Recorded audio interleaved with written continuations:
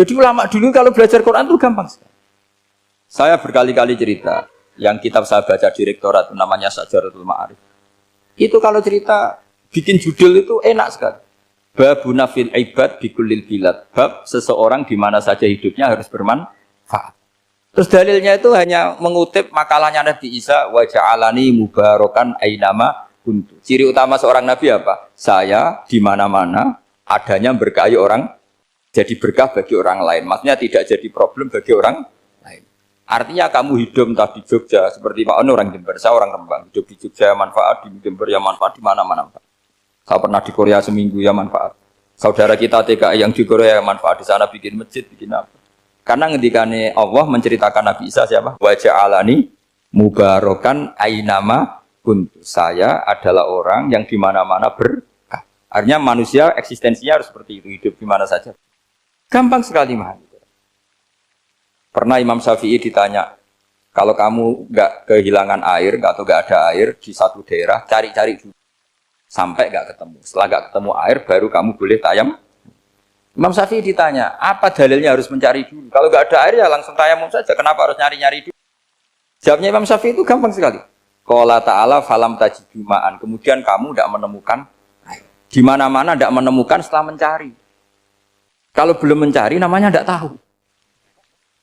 Kan ayatnya kan falam tajidu ma'an. Kemudian kamu tidak menemukan air. Tidak menemukan tuh nyari dulu apa langsung ambil sikap? Nyari dulu baru kesimpulannya tidak ketemu. Kalau belum pernah nyari namanya tidak tahu. Segampang itu ulama dulu memahami Quran karena konstruksinya utuh. Yaitu mereka tahu betul bahwa Quran itu bilisanin Arabiyim. Ketika Futuhat Syam, Syam dulu itu dikuasai tentara Romawi. Era Sayyidina Umar Futuhat. Yerusalem dikuasai tentara Islam. Itu awal Sayyidina siapa? Umar radhiyallahu anhu. Ketika Futuhat mau ada pesta besar-besaran. Tapi Umar menolak. Ketika menolak, kenapa Anda menolak? Beliau hanya membaca ayat Innallaha ta'ala ayyara qauman faqala adhabtum thayyibatikum fi hayatikum. Allah itu mengkritik satu komunitas kaum yang zaman di dunia menghabiskan semua kenikmatan. Maka kita tidak perlu syukuran besar-besaran. Jangan-jangan jatah kita di akhirat kita habiskan di dunia. Itu adhabtum thayyibatikum fi hayatikum. Semudah itu. Semudah itu ulama. Rasulullah pernah dahar, pernah makan. Makan karena 3 hari gak makan, cara di Indonesia gak makan nasi, gak makan daging, sudah lama sekali. 3 hari Nabi hanya makan kurma dan air putih. Pernah Nabi gak makan roti sampai 3 hari. Kalau Indonesia mungkin gak makan nasi.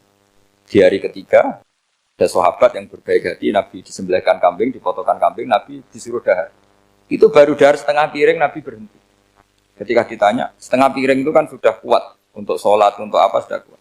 Ditanya, ya Rasulullah kenapa berhenti? Bukankah engkau tidak makan ini 3 hari? Nabi menjawab, walatus alunna yauma idzin. Semua nikmat yang saya rasakan nanti ada pertanggungjawabannya. Makanya saya tidak ingin banyak-banyak. Wah itu kalau diterapkan di sini nggak populer. Makanya saya tahu gayanya ngaji Quran itu nggak siap dengan konsep-konsep Quran itu. Jadi segampang itu orang dulu. Nah karena apa ya itu tadi mereka tahu asbabun nuzul. Quran itu diturunkan dalam konteks apa, lafadz ini arahnya kayak apa, mutlak muqayyadnya kayak apa, muhkam mutasabihnya kayak apa, nasah mansuhnya kayak apa.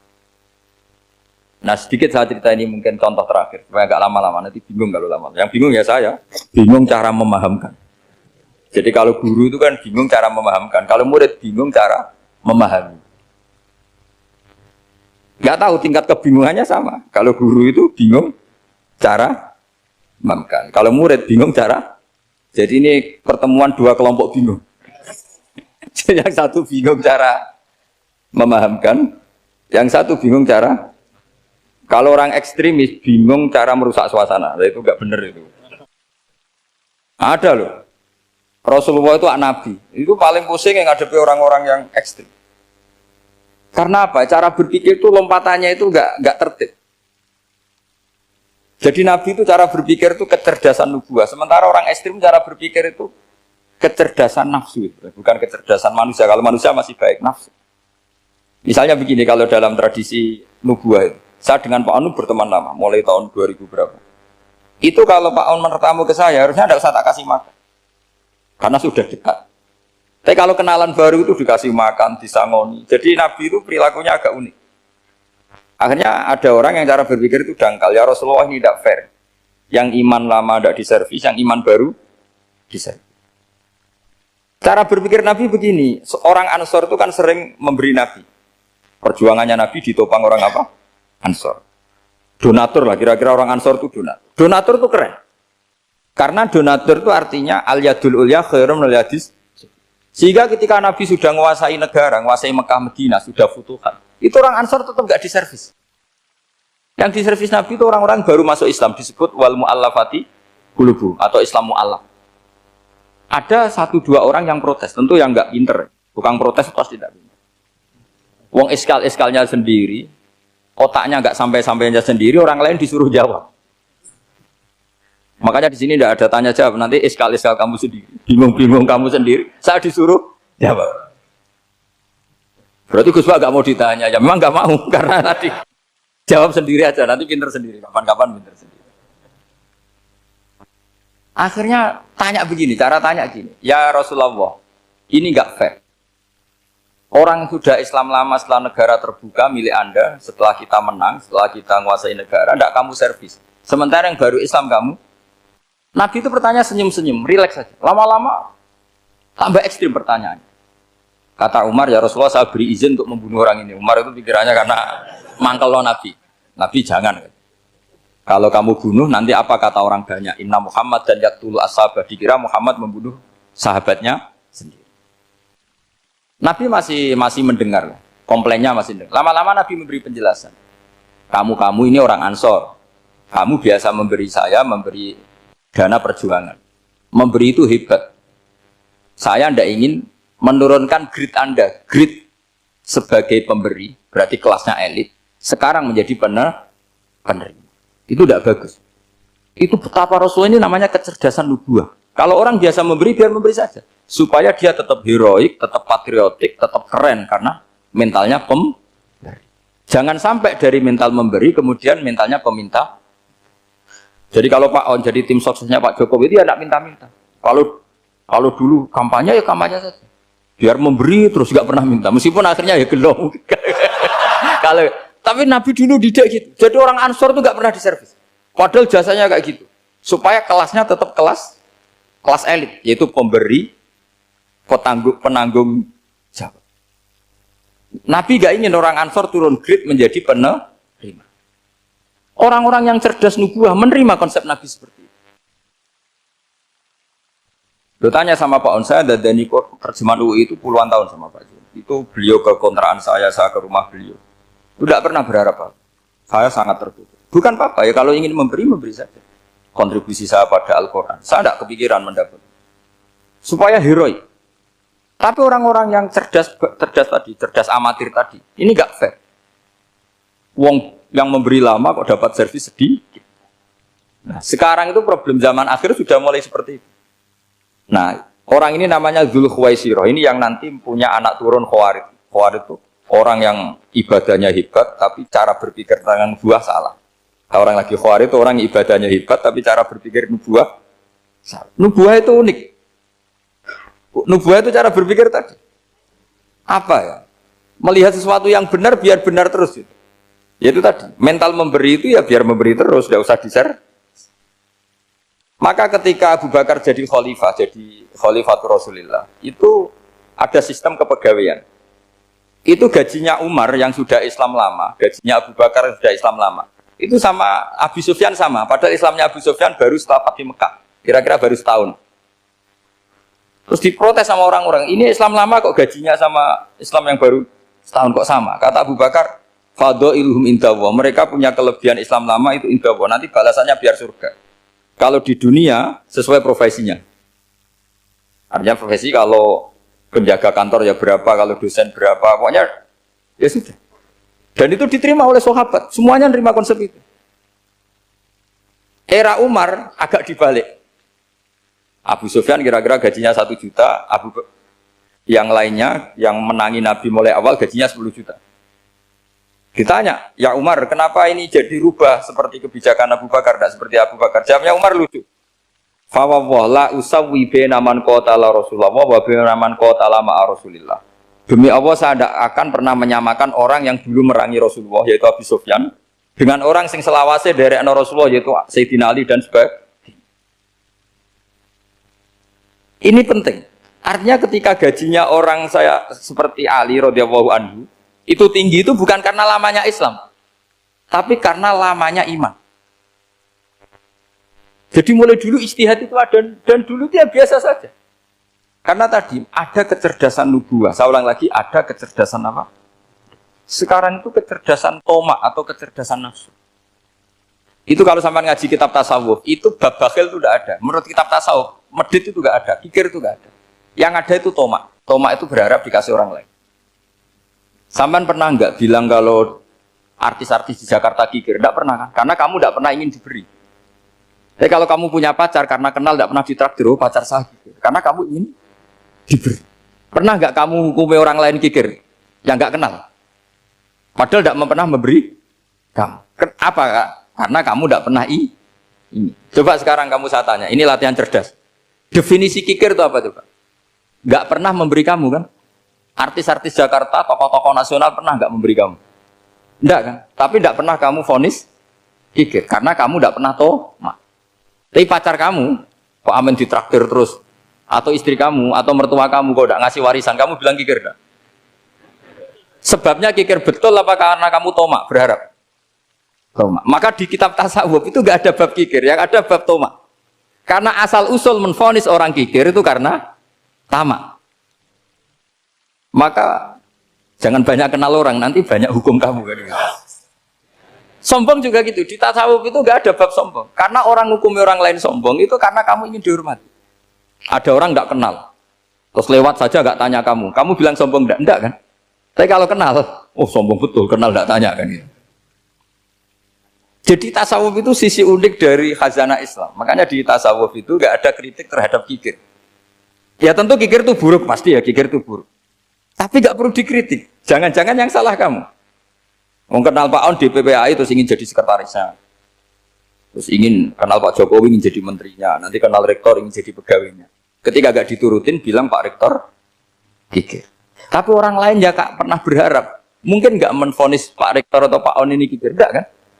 Berarti vonis kikir itu status orang itu apa nggak kesampaian niat kamu? Memang agak jelimet ilmu tasawuf itu, tapi itu unik. Itu bagian dari khazanah apa? Islam. Makanya Rasulullah itu sering isti'adah minta perlindungan wa min toma'in fi ghairi matma'in. Ya Allah, saya tidak ingin berkeinginan yang tidak layak. Karena semua dunia ini dimulai dari keinginan. Ya Pak, kamu protes negara itu karena apa? Ingin makmur, sejahtera tanpa kerja, sehingga nyalakan menteri keuangan, menteri ini itu. Makanya kalau guyonannya ulama tasawuf gini, tak beri bocoran, guyonannya orang tasawuf. Begini guyonannya. Anta lam tajid min nafsika kullama turid, fa kaifa turidu min ghairika kullama turid. Kamu yang punya keinginan saja tidak bisa memenuhi apa yang kamu inginkan. Kenapa keinginan itu kamu timpakan ke orang lain untuk memenuhi kamu? Wong kamu yang punya keinginan saja tidak bisa mewujudkan. Kenapa keinginan Anda kamu timpakan, bebankan orang lain untuk memenuhi keinginan Anda? Misalnya kamu, Gus saya ini goblok, tolong pinterkan. Wong kamu yang ini saja tidak bisa. Kok menyuruh saya? Jadi kalau tiap tasawuf itu unik. Seperti kamu mencintai istri tulen, itu ingin kan dicintai istri tulen. Kamu sendiri kan nggak bisa cinta tulen, masih pelengahan sana sini. Kamu pacaran, ingin pacar kamu setia. Ternyata kamu bikin sekian alternatif. Kalau putus ini punya ini, putus ini. Tapi kamu ingin ini setia, kan nggak fair. Makanya guyonannya orang tasawuf itu, anta lam tajid min nafsika kullama turid fa kaifa turidu min ghairika kullama turid. Gampang tuh apalane pokoknya ratrit gitu aja gampang. Jadi kamu yang punya keinginan saja tidak bisa memenuhi. Kok orang lain disuruh memenuhi. Sehingga orang tasawuf itu malu betul. Misalnya saya kok ingin Pak On takdim sama saya itu kurang penggawean. Kalau saya ingin ditakdimi saya menakdimi diri saya sendiri. Makanya berbahagialah orang yang ngilu terus saya ganteng sendiri ya Allah. Saya kaya sendiri. Menunggu orang lain bilang kamu kaya itu repot. Menunggu orang lain bilang kamu hebat itu sudah bilang aja ya Allah saya hebat, ya Allah saya ganteng, ya Allah saya cantik. daripada menunggu orang lain bilang apa? Cantik. Jadi ilmu tasawuf itu unik. Jadi kalau fikih itu yang dikritik itu kikir. Kalau tasawuf enggak toma. Karena orang yang kamu vonis kikir itu jangan-jangan tidak kikir tapi mementingkan yang lebih penting. Misalnya ada teman yang tidak pernah nakdir kamu, ternyata punya ibu sakit, uangnya dianggarkan untuk ibunya yang sakit, atau anaknya sekolah, atau keluarganya masih butuh dia, sehingga sama teman dia kikir. Hakikatnya kikir apa mementingkan yang penting? Tapi kamu karena nggak pernah ditakdir menvonis kikir. Nah, ini pelajaran. Jadi makanya yang dianteni ilmu tasawuf itu tamak tadi kalau dalam bahasa Indonesia, bukan kikir. Karena vonis kikir itu akan disematkan orang yang tidak kesampaian hajatnya. Pokoknya bapak saya itu, keluarga kiai itu ajarannya itu. Yang penting jangan berharap dari orang lain. Ini Pak On saksinya, saya dulu benahin terjemah itu nggak pernah ingin diperlakukan seperti ini. Ya ngaji aja. Karena pikirannya keluarga kiai itu sederhana. Kalau ngamal ya ngamal saja. Ngamal itu heroik. Makanya buyut-buyut kita semua ini kan pahlawan semua. Membela negara Indonesia jadi merdeka. Ya nggak pernah kebayang jadi presiden, menteri. Tapi sekarang nggak, ngamal sedikit saja harus jadi menteri. Jadi ini bahaya kalau dalam kelangsungan bernegara karena orang biasa transaksional. Awal negara ini dibangun berdasar heroik, bukan berdasar apa? Transaksional. Tapi sekarang orang akan membiasakan itu. Apa-apa itu transaksional. Ini tidak bagus untuk kelangsungan bernegara. Jadi problem sekarang adalah banyak mufassir yang hanya mengartikan dari terjemah. Itu bahaya sekali. Jika ada orang yang menikah secara mut'ah, itu kan mirip kayak transaksi zina. Mereka berdalil famastam ta'tum bihi minhunna fa'atuna ujurahun. Perempuan yang sudah kamu nikmati, yang penting kamu bayar. Terjemahnya seperti itu. Karena ujur itu jamaknya ujroh. Itu fatal sekali. Padahal ayat itu begini, settingannya begini, setting siakul kalamnya atau asbab nuzulnya begini. Ini sekaligus, memang saya sengaja ngaji dengan tema yang berat, bentuk penghormatan pada yang ngaji. Kalau temanya ringan kan kayak TPG. Jadi ini supaya gue keren-kerenan, ini ada doktor Pak Oni pernah dekan Fakultas Hukum. Jadi kalau saya nanti salah tinggal ditangkap saja, gampang kan? Tapi nangkap saya berurusan dengan Tuhan. Jadi kalau orang dekat Allah itu yang tanggung jawab itu Allah. Jadi beliau bisa menang di kepolisian tapi kalah di hukum Tuhan. Jadi, kalau berhadapan-hadapan dengan saya. Begini asbabun nuzulnya begini. Wal muhsanatu minan nisa yang awal juz 5 itu ya kita santai aja. Yang awal juz 5 itu sebetulnya maktuf diatafkan pada ayat hurrimat alaikum ummahatukum wa banatukum wa akhwatukum wa ammatukum wa kholatukum wa banatul akhi wa banatul ukhti. Jadi perempuan yang haram dinikah itu ada 7. Yang faktor nasab, yaitu siapa? Ibu, putri, saudara putri, bulik dari bapak, amah itu bulik dari bapak, kholah itu bulik dari ibu, keponakan dari saudara lelaki, keponakan dari saudara perempuan. Ini disebut haram karena nasab, nasab gen. Kalau orang Jawa bilang hanya 4 karena ngitungnya bulik baik dari bapak maupun ibu. Kalau orang Jawa bilang kan bulik terus keponakan dihitung 1. Padahal ada keponakan dari saudara lelaki, ada keponakan dari saudara apa? Perempuan. Wa banatul akhi wa banatul ukhti. Terus kedua haram karena rodok. Kita tahu dalam hukum Islam rodok adalah sama dengan nasab. Jadi ibu yang pernah menyusui kamu berarti jadi ibu kamu. Dan saudara sepenyusuan berarti menjadi saudara kamu. Ini disebut wa ummahatukum allati arda'nakum wa akhwatukum minar radha'. Terus ketiga haram karena musoharoh, karena besanan. Jadi pagi ini misalnya saya nikah dengan Sri, bilang qabil tu nikaha wa taswijaha bil mar'il madkur. Setelah nikah dengan Sri ini otomatis ibunya dia menjadi mertua. Otomatis haram saya apa? Nikah. Ini namanya haram karena musoharoh. Atau kamu punya anak Zaid. Zaid pagi ini akad dengan Sri. Berarti Sri adalah menantu Anda, otomatis haram bagi Anda. Itu namanya haram karena musoharoh, karena bisanan. Itu yang disebut waroba haram-haram itu kan terusnya itu wa ummahatu nisaikum. Ibu dari istri-istri kamu. Memang ini agak jelimet, tapi memang syaratnya mufassir harus biasa jelimet. Jangan hanya nyari partai ayat-ayat untuk kepentingan partai. Oh, itu ngeri. Kacau Quran dipakai kampanye. Terus itu berarti sudah 3 kan? Haram karena nasab, karena rodok, haram karena musoh. Terus yang keempat ini haram yang bukan karena sebab pada seorang perempuan, tapi karena istri orang. Disebut wal muhsanatu minan nisa. Haram menikahi perempuan yang masih milik orang lain. Nah, orang lain yang menikahi ini, istilahnya Allah adalah lelaki yang menikahi perempuan ini. Adalah lelaki sing muhsinina ghairu musafihin, secara nikah yang sah. Nah, nikah yang sah itu begini dalam hukum fikih Islam. Saya nikah dengan Sri, kalau hanya akad, itu saya wajib bayar mahar hanya separuh. Jadi kalau saya janji bayar 1 miliar, berarti wajib bayar berapa? 500 juta. Kalau janjinya 100 juta, hanya bayar 50 juta. Itu yang wajib bil akdi. Nanti wajib sepenuhnya nunggu bil jima. Kalau sudah hubungan intim, baru wajib 100%. Jadi kalau ada di Jawa, nikah dengan seperangkat alat sholat, itu yang atasannya tok, itu wajib karena akad. Nanti bawaannya nunggu setelah hubungan apa? Intim. Loh, ini hukum Quran, bukan hukum saya. Makanya kan wa in talaqtumuhunna min qabli an tamassuhunna, saat terus fanis suma faradtum, hanya wajib bayar setengah. Nah, perempuan yang sudah diajak hubungan intim itu kata Allah fa'atuhunna ujurahun, maka wajib kamu bayar penuh. Jadi ayat itu tentang perempuan yang sudah dinikah, kita harus bayar berapa? Harus bayar penuh.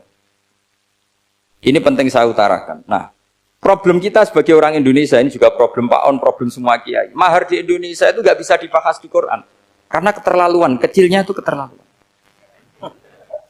Saya ini kan kiai, sering ngakatkan tuh sampai bosan, seperangkat alat sholat. Itu ngawur sekali, ini mbak-mbak harus nggak mau gitu. Saya provokasi minimal itu ya berapa? 100 juta berapa? Pantasnya berapa? Pantasnya berapa? 10 gram itu berapa nilainya? Kan 1 gram 500.000, baru 5. Ya sudah mendingan itu 10 gram ya. Quran itu bayangannya gini, sambil latihan, yang hafal-hafal biar latihan. Jangan dapat beasiswa karena hafal tapi nggak jelas jeluntrungannya. Quran tuh bayangannya gini, ini nggak mungkin Quran ini bisa dibaca di Jawa. Wa in aradtum istibdala zaujim makana zauji wa ataitum ihdahunna qintaran fala ta'khudhu minhu syai'a. Jika kamu nikah sama seorang perempuan, kemudian kamu cerai, maka mahar yang sudah kamu berikan jangan ambil lagi. Karena mahar di Arab itu mahal, 100 juta, kadang mobil Alphard, kadang GMC. Sehingga setelah menceraikan tuh kebayang menarik.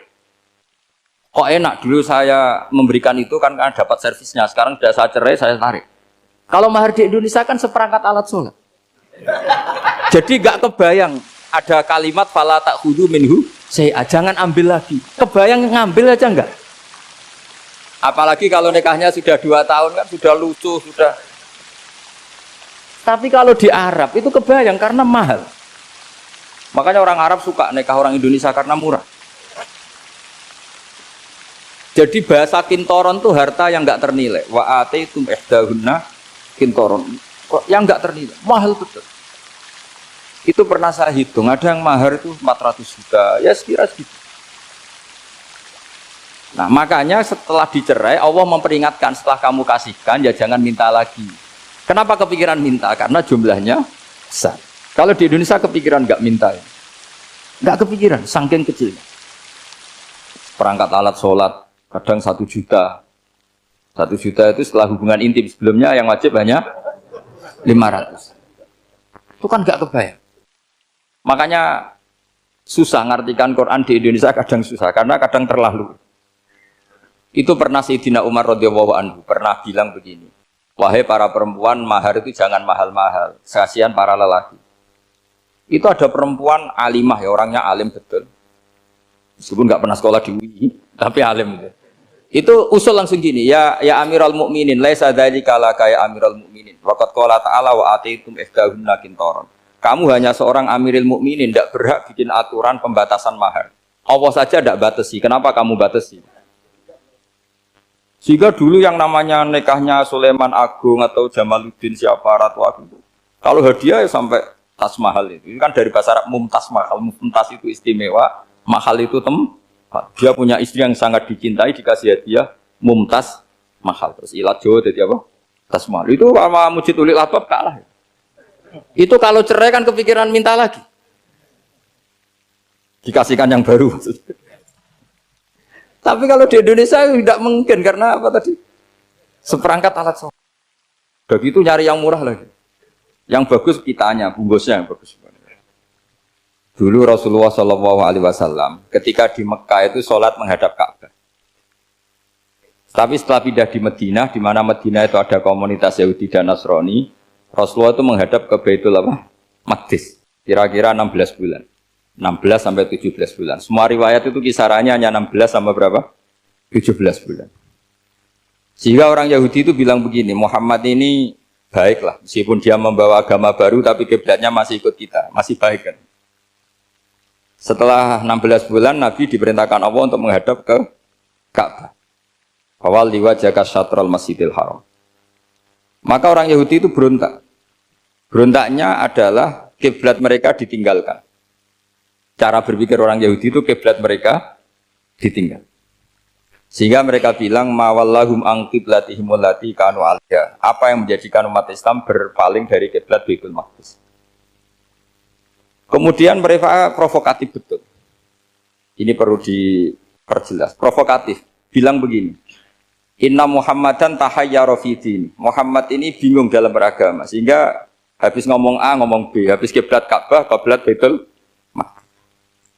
Sehingga dalam banyak tarikh disebutkan peristiwa kiblat itu terbanyak melahirkan orang murtad, orang yang keluar dari Islam. Gara-gara provokasi orang Yahudi, Muhammad tahayyara fi din. Muhammad itu bingung dalam menentukan pilihan apa? Beragama.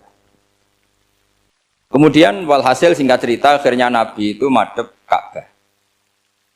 Apa yang terjadi mukjizat itu adalah bahwa agama ini agama yang mewakili semua agama sebelumnya yang masih orisinil.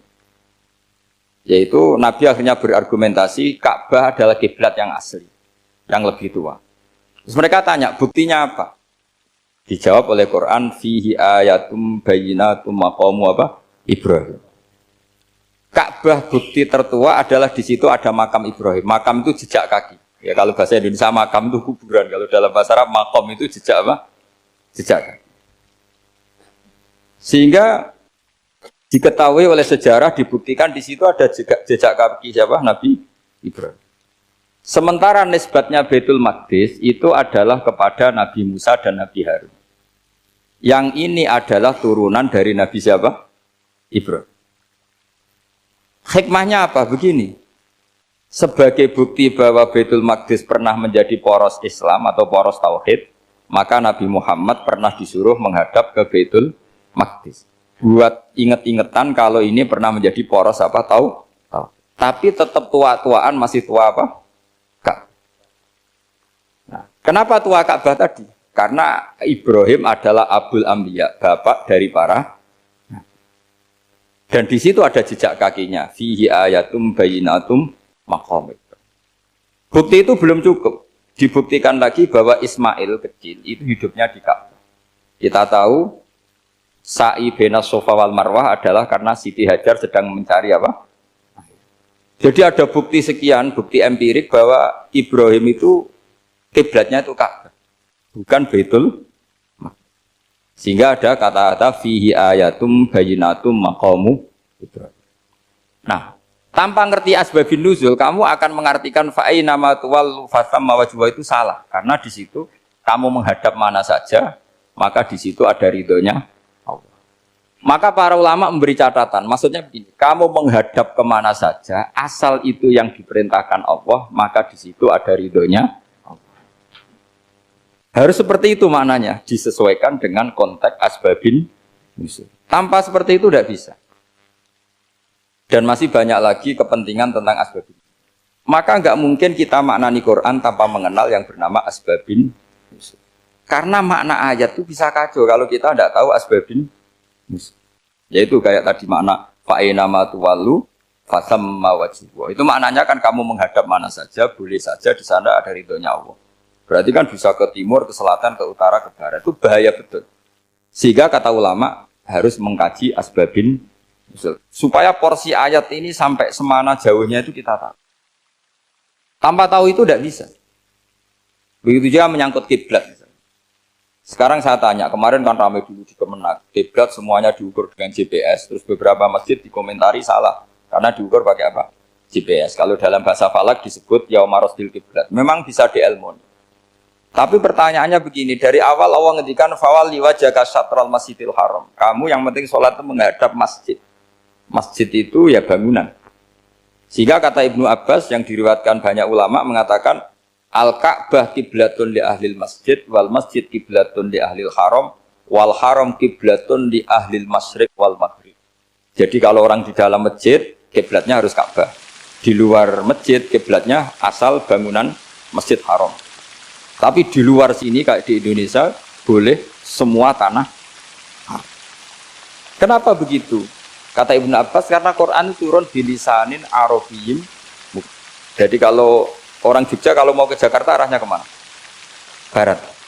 Itu sebetulnya ketika Anda ke barat itu persis Jakarta apa bisa saja pasnya itu Pangandaran.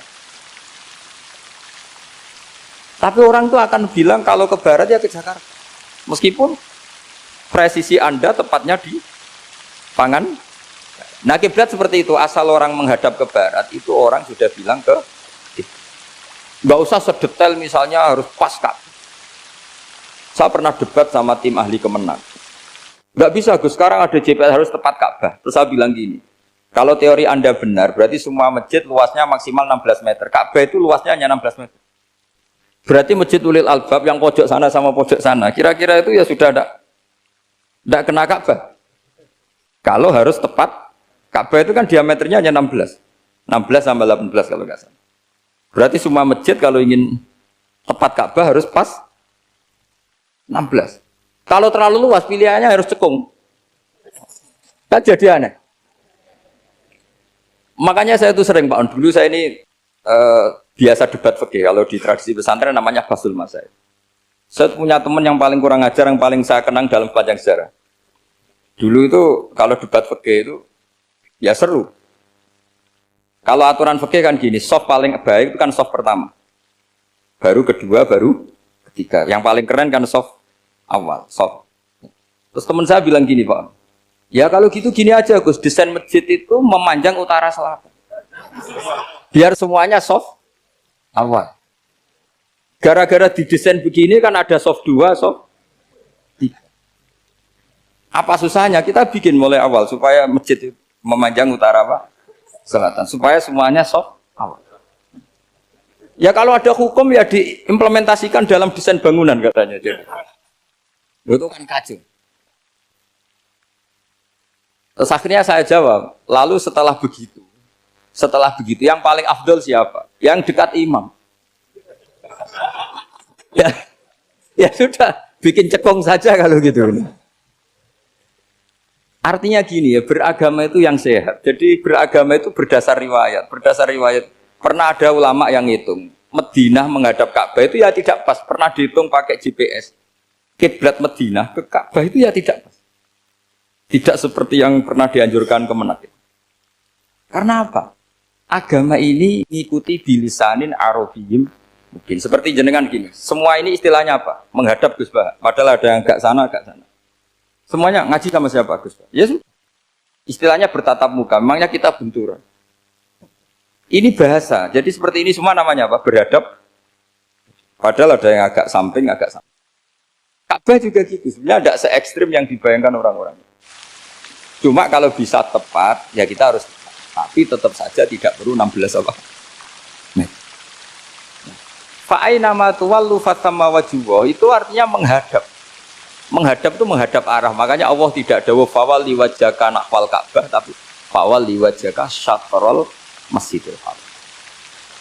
Jadi ini penting saya utarakan supaya kita familiar dengan istilah-istilah Quran. Istilah Quran itu gampang. Nah, kalau kita kaji itu gampang.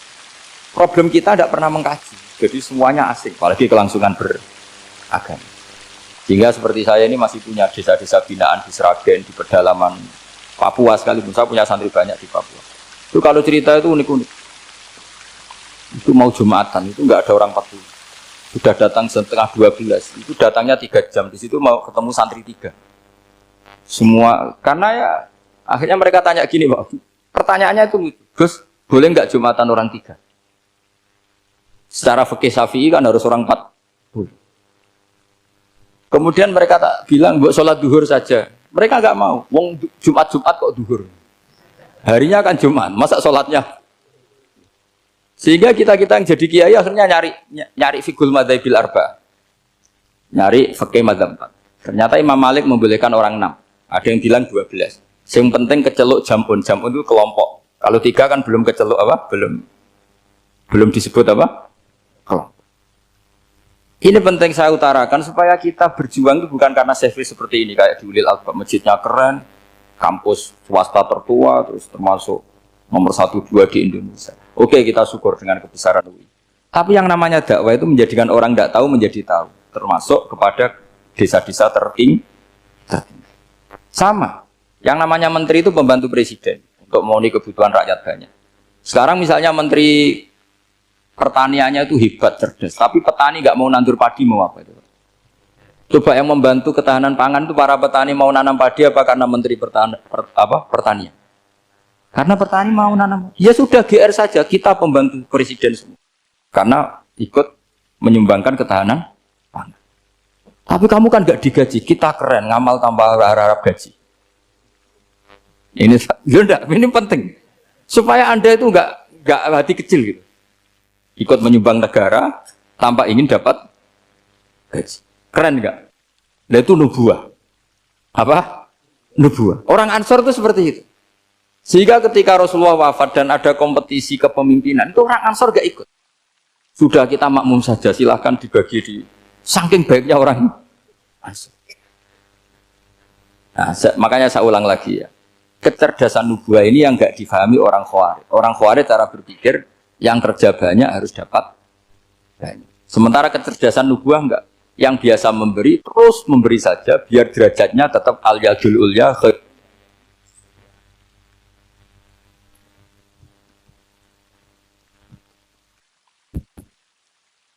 Bismillahirrahmanirrahim. Ini saya baca supaya dapat berkahnya ulama-ulama dulu, karena ini dikarang oleh ulama yang dipakai rujukan seluruh dunia.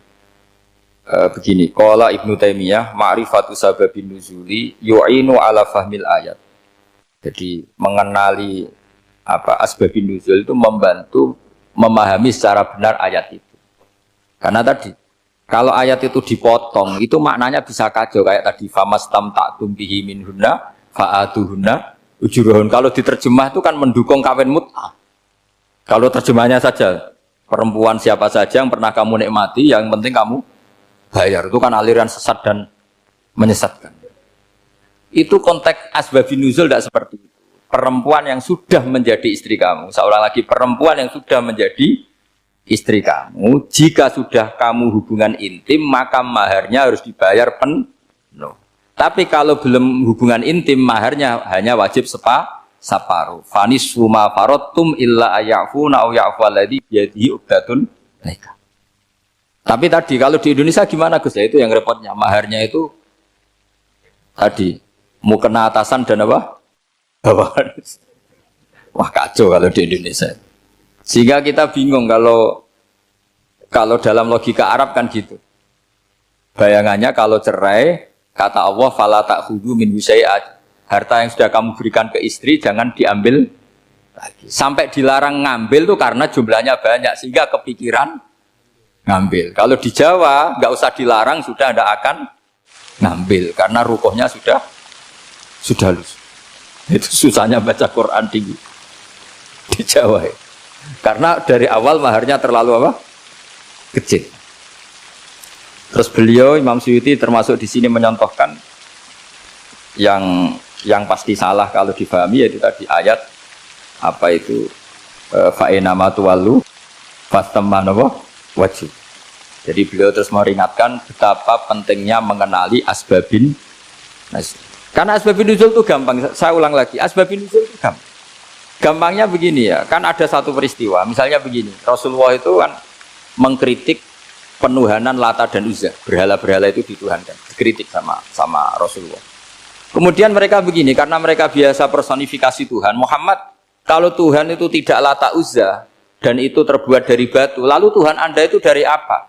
Amin fiddotin audabin, lalu Tuhan Anda ini dari emas apa dari perak? Karena mereka nggak bisa membayangkan Tuhan tanpa dipersonifikasi. Terus Allah menurunkan qul huwallahu ahad, Allahus somad, lam yalid wa lam yulad wa lam yakul lahu kufuwan ahad. Karena otaknya mereka sudah begitu, yang namanya Tuhan itu harus dipersonifikasi.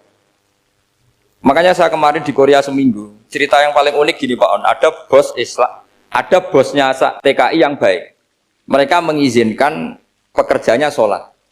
Bareng sholat tuh diingetin ke atas, ke bawah, kok nggak ada arcanya. Sehingga setelah sholat dibilang, apa saya belikan berhala sekalipun? Karena nggak kebayang, ada orang sholat kok tanpa berhala, tanpa Tuhan. Yang kamu sembah itu mana? Kok nggak ada? Apa tak belikan? Jadi unik. Nah teman saya yang satu unik lagi, dia termasuk pegawai Garuda, yang derekno saya ke Korea itu orang pegawai Garuda. Dia karena orang kaya biasa ke Eropa kemana-mana itu. Singkat cerita dia sholat di mall, karena nganggep Korea itu sudah negara maju kayak Eropa. Setelah sholat di mall pas asar itu, security-nya nelpon polisi. Pak polisi di sini ada ritual teroris. Jadi kalau menamakan sholat itu ritual. Jadi artinya apa?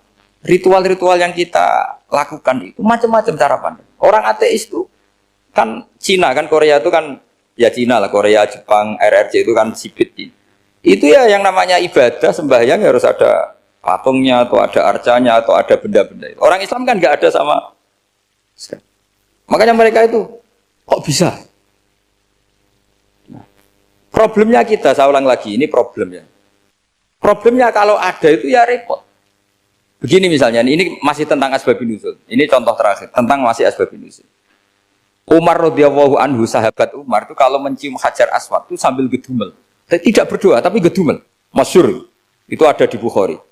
Alim tu annaka hajarun la tadurru wa la tanfa walau la anni ra'aitu Rasulullah wa qabbalaka ma qabbaltuka. Saya tahu loh. Nyium Hajar Aswad dicium, tapi sambil gedumel. Saya tahu loh, kamu hanya batu, enggak mandoroti, enggak manfaat. Kamu jangan GR, saya cium itu jangan GR. Kalau saja saya tidak melihat Rasulullah mencium kamu, maka saya ada sudi nyium kamu. Dah gitu aja. Terus itu tiap nyium Hajar itu tidak doa. Kalau kamu kan nggak minta kaya, minta macam-macam. Kalau Umar malah gitu. Nah, kenapa demikian? Itu ada asbabun nuzulnya. Umar itu saksi sejarah. Ketika Rasulullah Fathi Mekah, Nabi kan tawaf terus mencium Hajar. Itu di belakang masih banyak orang kafir. Kebetulan Umar masih di sana. Sudah Islam Umar, tapi dia di belakang. Dengar orang-orang kafir, Muhammad itu tua aneh. Katanya melarang nyembah batu. Ternyata dia nyembah batu. Jadi Nabi nyium Hajar Aswad itu dikira nyembah batu. Katanya ngelarang nyembah batu, tapi dia kok nyembah batu. Karena Nabi mencium Hajar Aswad. Nah karena untuk menghilangkan stigmasi itu, Umar tiap nyium Hajar Aswad ngomong gitu. Ada kan ada sound system, mungkin jadi sound system. Supaya jelas bahwa penciuman ini bukan karena menyembah. Artinya mudah sekali kenapa Umar ngomong gitu, karena asbabun nuzulnya seperti itu. Coba kalau kamu tidak tahu asbabun nuzul, Umar maksudnya gimana tuh? Enggak doa, enggak apa kok malah ngomong gitu kan ya. Tapi kalau kamu tahu asbabun nuzul Umar itu yang mendengar komentar orang sama ketika kita tawaf itu kan 3 pertama kan kita lari-lari kecil. Itu ceritanya juga gitu. Rasulullah itu hidup di Medina, terus diterkenalkan miskin. Medina itu kota wabak, kota penyakit endemik. Dulu Medina, Yasrib itu kota endemik. Sehingga kata orang kafir-kafir Mekah, yaji ulihadal bait kaumun qad wahanat hum huma Yasrib. Nanti akan datang satu komunitas kaum yang sudah lemas karena kena penyakit apa? TBC dari apa? Yasrib.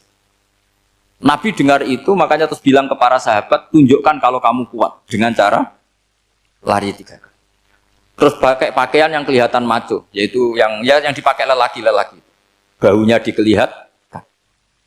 Setelah Rasulullah wafat, Umar menggantikan beliau setelah Abu Bakar.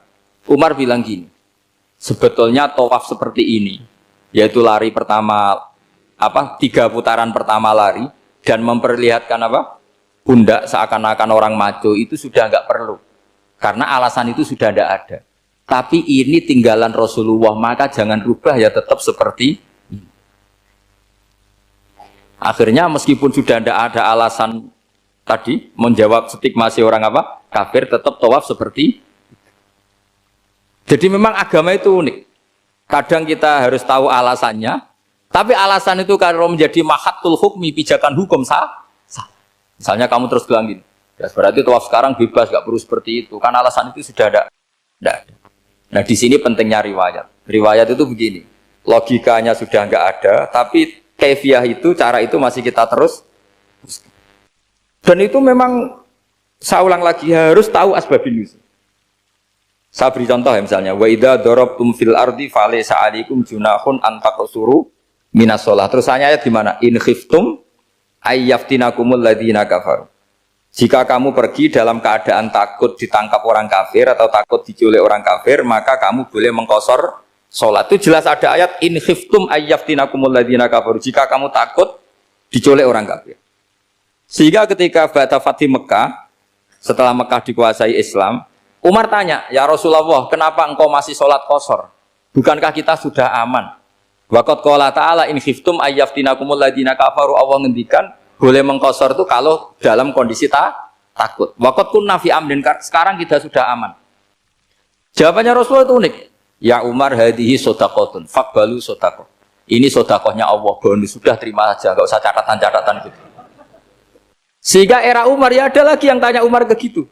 Terus kata Umar, sa'altu dzalika Rasulullah sallallahu alaihi wasallam faqala hadhihi shadaqatu wa faqbalu shadaqah. Sudah ini bonus dari Allah, terima saja. Ini kan unik. Padahal kalau secara disiplin ilmu kan begini. Kamu boleh mengqasar sholat kalau dalam bepergian dan dalam keadaan takut. Logika hukumnya kalau tidak takut, tidak usah. Sama seperti begini. Kamu kalau pergi jauh seperti saya Pak On, itu ngosor sholat apa enggak ngosor kan? Alasannya kalau kosor itu, kalau pergi itu masyakot, repot. Sekarang pergi kita pakai Alphard, pakai Innova, bawa uang, disupirin, itu masyakot enggak? Enggak kan? Tetap boleh jamak enggak? Boleh. Sebenarnya kamu jamak itu karena pengetahuan hukum apa karena enak jamak? Kalau alasannya masyakot, kan sekarang sudah ada. Enggak repot. Ya sudah pakai hadis tadi, ini hadiah, terima saja. Jadi makanya agama itu riwayat. Tapi ada saja ulama yang agak balik loh.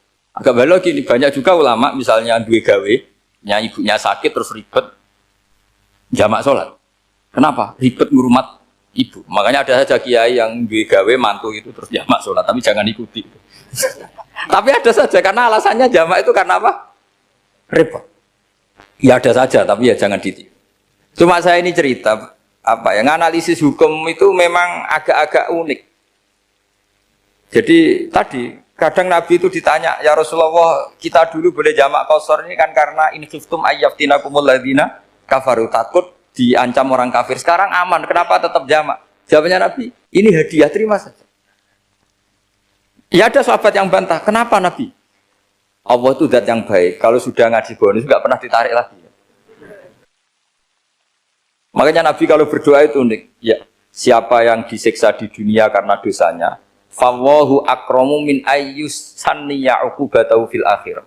Kalau ada orang salah kok di dunia sudah dikasih sanksi, Allah itu lebih mulia untuk mengulang nanti di akhirat. Akram itu Allah terlalu mulia, maksudnya orang kepikiran wis males ya selesai, tidak akan di. Kalau sampean kan enggak, masih ingin lagi. Jadi itu cara berpikir apa? Nubuah. Jadi berpikir nubuah itu beda. Ada orang pas sujud diinjek sama orang fasik. Diinjek, kemudian si yang sujud tadi, wallahu la yaghfiru wallahu laka, demi Allah tidak akan ngampuni kamu. Itu langsung Allah memberi wahyu sama Nabi di zaman itu. Bilangin yang sedang sujud, dia harus minta maaf sama saya, kata Allah. Man dzalladzi yata'alla ala fulan, dia bersumpah bahwa Allah tidak akan memaafkan orang itu. Itu harus diralat. Nabinya iskal, kenapa ya Allah? Yang Tuhan itu saya ini punya sifat dua, bisa menyiksa dan bisa memaafkan. Kenapa dia milih sifat saya satu tidak memaafkan? Akhirnya apa? Orang yang nginjek tadi sama Allah dikasih tobat dan jadi orang soleh. Jadi itu Makanya kamu nggak boleh jadi orang ekstrim nyifati Allahnya satu. Nggak boleh. Allah tetap bisa yaghfiru liman yasha wa yu'adzibu may yasha. Sifatnya Allah dua ya tetap dua. Nggak boleh kamu pilih satu. Misalnya kamu kan biasanya gini, yang ghafur untuk kamu, yang sadidul uqab untuk orang lain. Mesti kelakuannya sampean kan begitu. Nggak boleh seperti itu.